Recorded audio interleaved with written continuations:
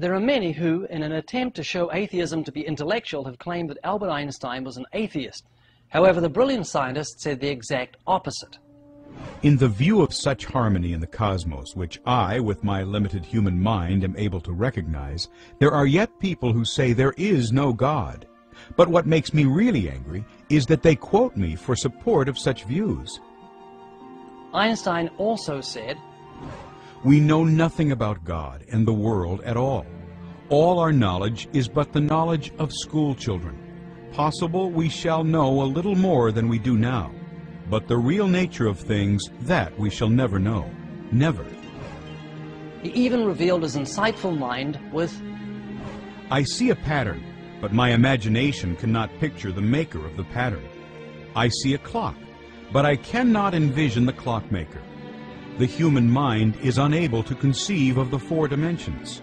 So how can it conceive of a God before whom 1,000 years and 1,000 dimensions are as one?" When asked to what extent are you influenced by Christianity, he said, "As a child, I received instruction in both the Bible and the Talmud. I am a Jew, but I am enthralled by the luminous figure of the Nazarene."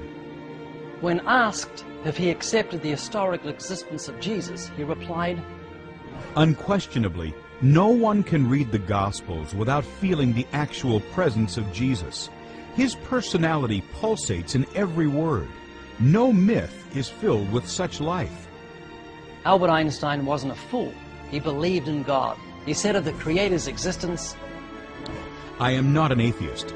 I don't think I can call myself a pantheist. The problem involved is too vast for our limited minds.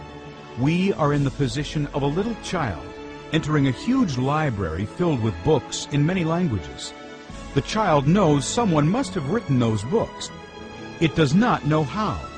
It does not understand the languages in which they are written. The child dimly suspects a mysterious order in the arrangement of the books, but doesn't know what it is.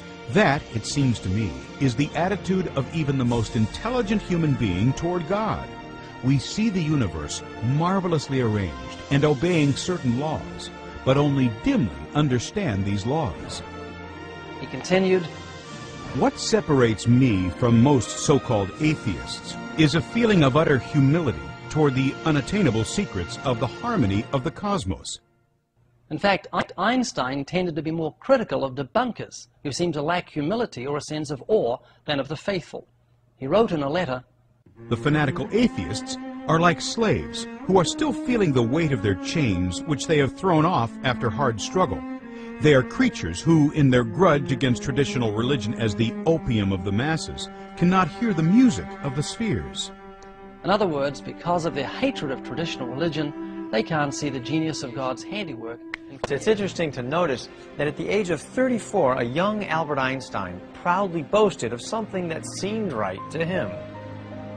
"I have firmly resolved to bite the dust when my time comes, with the minimum of medical assistance. And up to then, I will sin to my wicked heart's content." As Albert Einstein aged, he became far more philosophical. "To one bent on age, death will come as a release. I feel this quite strongly now that I have grown old myself, and have come to regard death like an old debt, at long last to be discharged. Still, instinctively, one does everything possible to postpone the final settlement. Such is the game that nature plays with us." It seems that Albert Einstein spoke biblical truth unawares. However, it isn't nature that seeks a final settlement, it's the law of God. Like a criminal who's transgressed civil law, Einstein, like the rest of humanity, was in debt to eternal justice because he had transgressed God's law. This great debt that he spoke of couldn't be satisfied with mere silver and gold. It's a debt that demands capital punishment. It calls for the death penalty for guilty transgressors and eternal damnation in hell. Its terrible decree demands the soul that sins, it shall die. But its demand that was fully satisfied by the one who cried from Calvary's cross, "It is finished." It was paid in full by the precious blood of Jesus. "For Christ also suffered once for sins, the just for the unjust, that he might bring us to God."